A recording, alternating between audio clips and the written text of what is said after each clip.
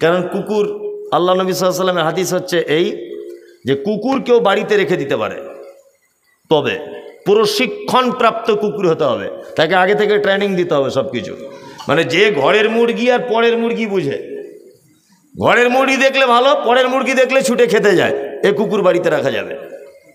আপনি গোয়াল ঘর করেছেন দূরে, গরুগুলো চুরি করে খাবার ভয় আছে, এই চুরি থেকে বাঁচানোর জন্য কুকুর একটা রাখতে পারেন। পোলট্রির ফার্ম করেছেন, কুকুর প্রয়োজনে রাখতে পারেন আপনার ফার্মে চৌকিদার হিসাবে, কোনো সমস্যা নেই।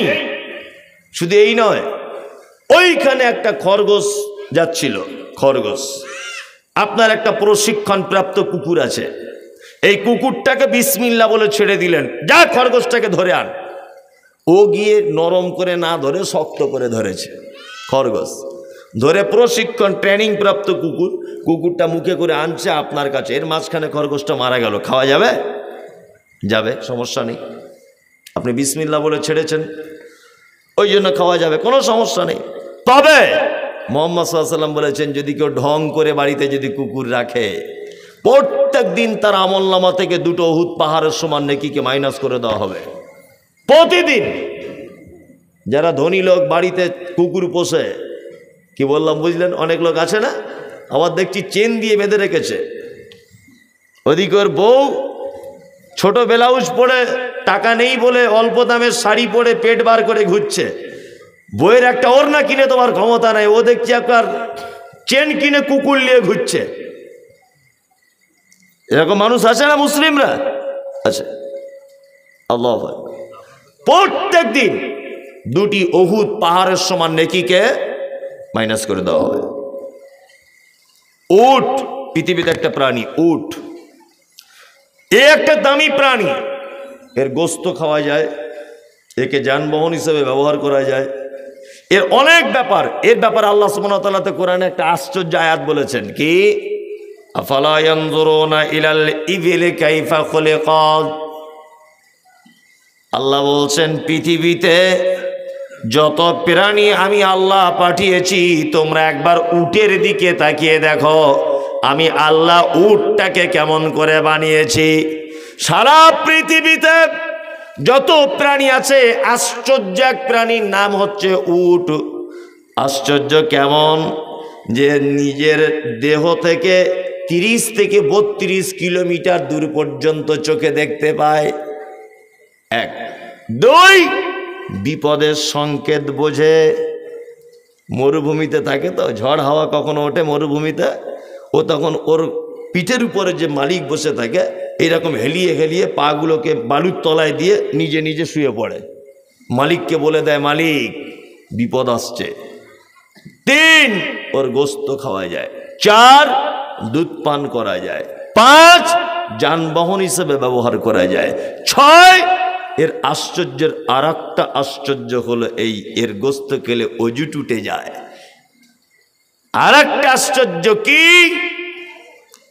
একটা গোত্রের মানুষ আল্লাহর নবীর কাছে এসেছে, এসে বলছেন, আল্লাহ রসুল, আমরা নতুন নতুন আমরা এই রোগে আক্রান্ত, এই রোগ থেকে কি করে বাঁচবো? বিশ্ব নবী বলছেন, উটের পেচ্ছাপ পান করে নাও, এই রোগ থেকে বেঁচে যাবে। তবে এটা একটা বিশেষ গোত্রের জন্য ছিল, আমি আপনাকে পান করতে বলিনি।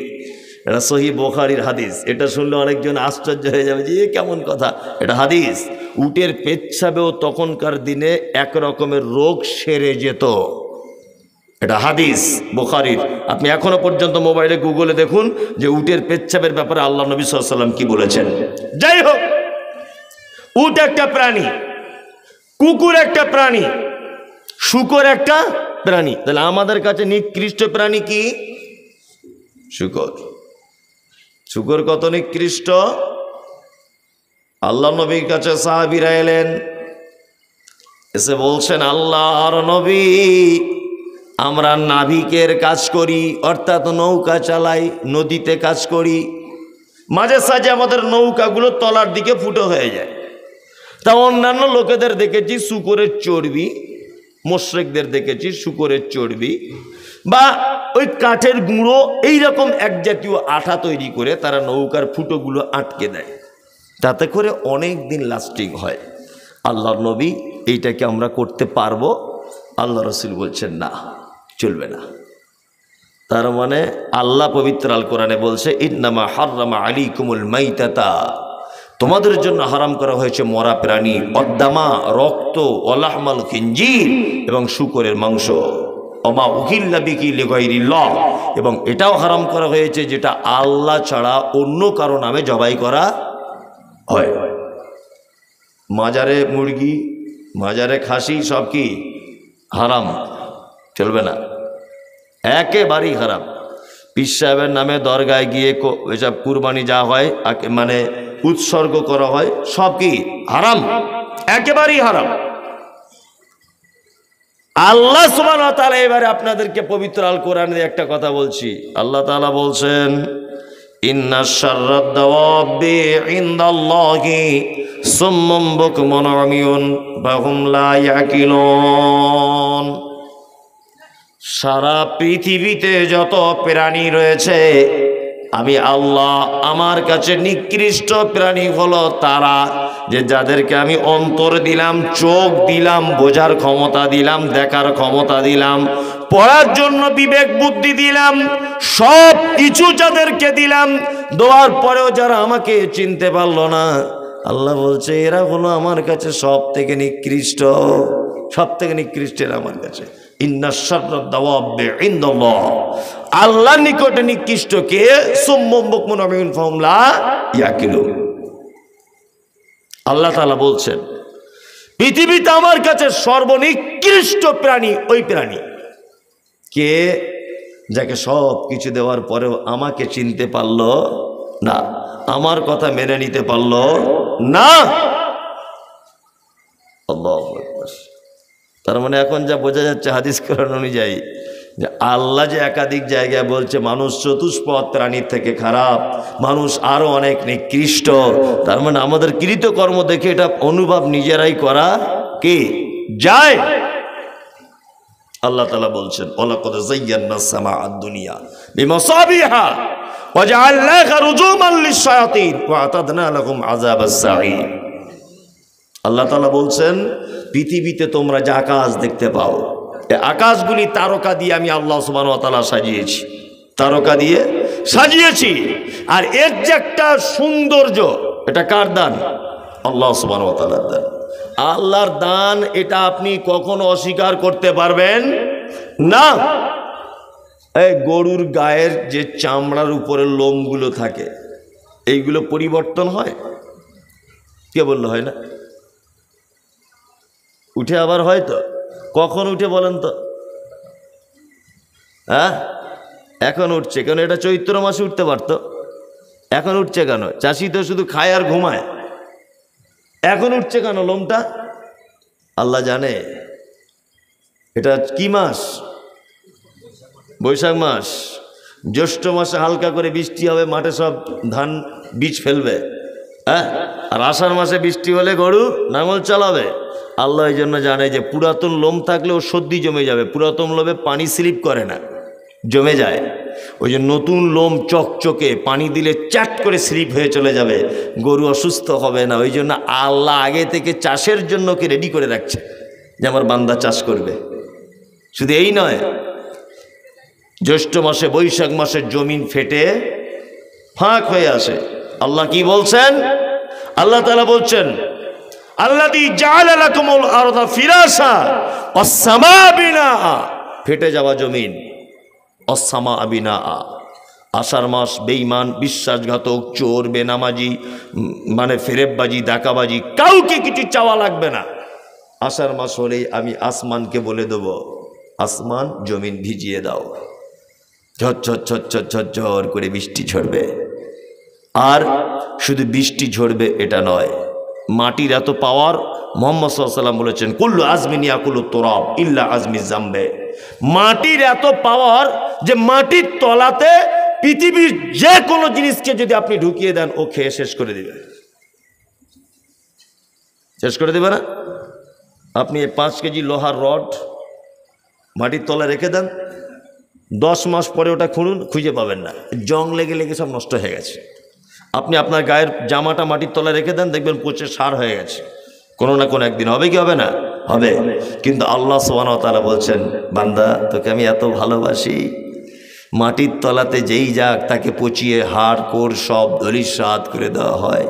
তবে বান্দা তুমি চাষের জন্য যখন ধান ছড়িয়ে দাও, আমি আল্লাহ ও ধান পচাই না, ওই ধান থেকে চারা বার করে দিই, আর একটা ধান থেকে 100টা ধান দিই। চাষি তুমি ধান কেটে নিয়ে বাড়ি চলে আসো। এটা কার দান? আল্লাহর দান।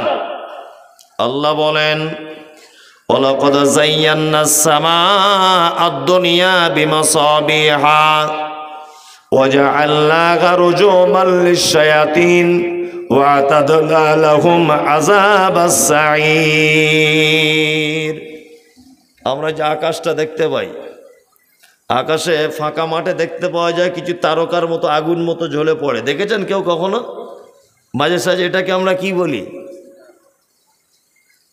আমরা কি বলি? তারা খসে খসে পড়ে যাচ্ছে, তাই না? এটা আমরা পাড়া গ্রামের ভাষাতে বলি।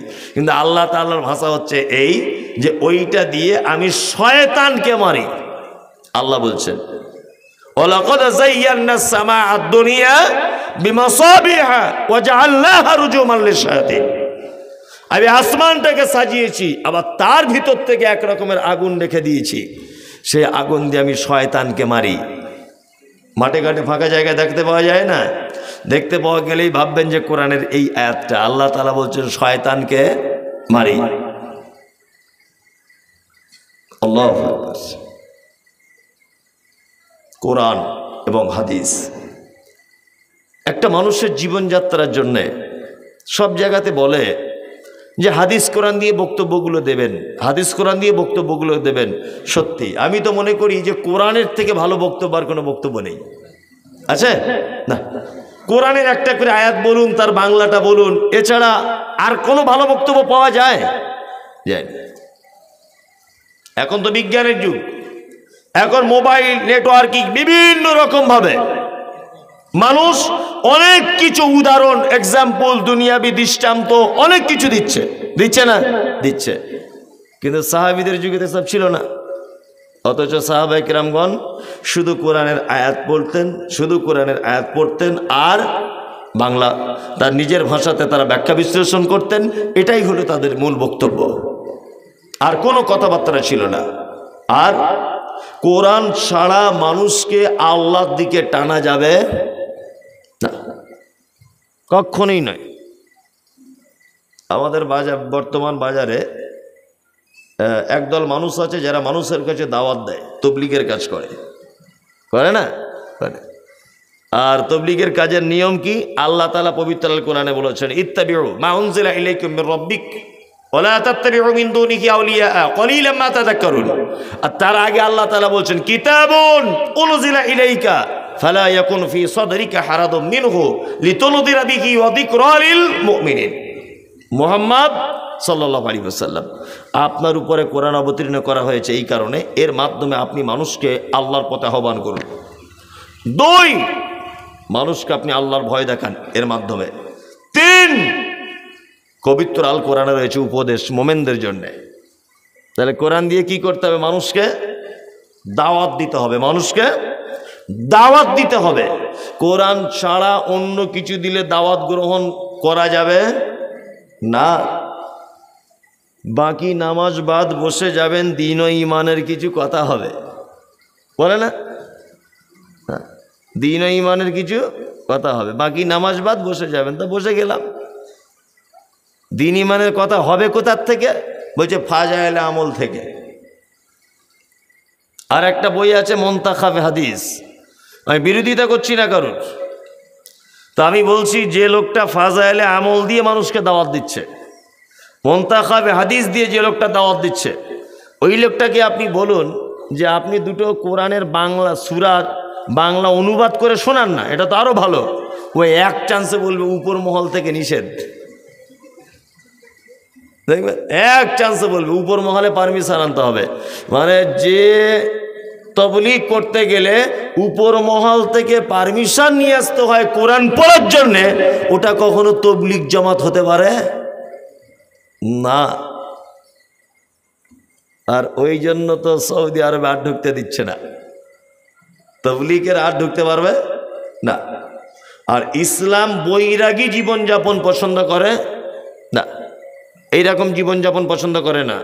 হজরত আবু বকর, উসমান, আলী, হজরত ওমর রাদিয়াল্লাহু তাআলা আনহুম আজমাইন, ওনাদের জীবনী থেকে একটা জীবনীর গল্প শোনান তো, যে ইসলাম প্রচারের জন্যে ওনারা সব হাঁড়ি কোন্ডা নিয়ে ওই জঙ্গলে গিয়ে বসবাস করতো। ওই 4 মাস ধরে বাড়ি আসতো না, বউ ছেলেকে ফোন করা যাবে না, কেউ জীবন চিল্লা লাগিয়ে দিয়েছে আর ফিরতে পারবে না কোনো দিন। এসব ছিলই না। তাহলে মানুষের কাছে দাওয়াত দিতে গেলে, মানুষকে আল্লাহর দিকে আহ্বান করতে গেলে কি দিয়ে করতে হবে? আল কোরআন দিয়ে। যারা এখানে আপনারা বসে আছেন, আপনাদের কাছে দুটো দাওয়াত আজকে তাবলীগের জলসা। 1 নম্বর দাওয়াত হচ্ছে এই যে বাৎসরিক জলসা বাবদ একটা মোটা অঙ্কের টাকা খরচা না করে এই মোটা অঙ্কের টাকাটা মসজিদে একটা এক্সট্রা মক্তবে পড়ানোর জন্য একজন যোগ্য আলেম রাখুন, যাতে আপনাদের পাড়ার বা আপনাদের গ্রামের কিছু বাচ্চারা পবিত্র আল কোরআনটাও যাতে শুদ্ধ করে যাতে পড়তে পারে, শিখতে পারে। স্পেশাল প্রয়োজন হলে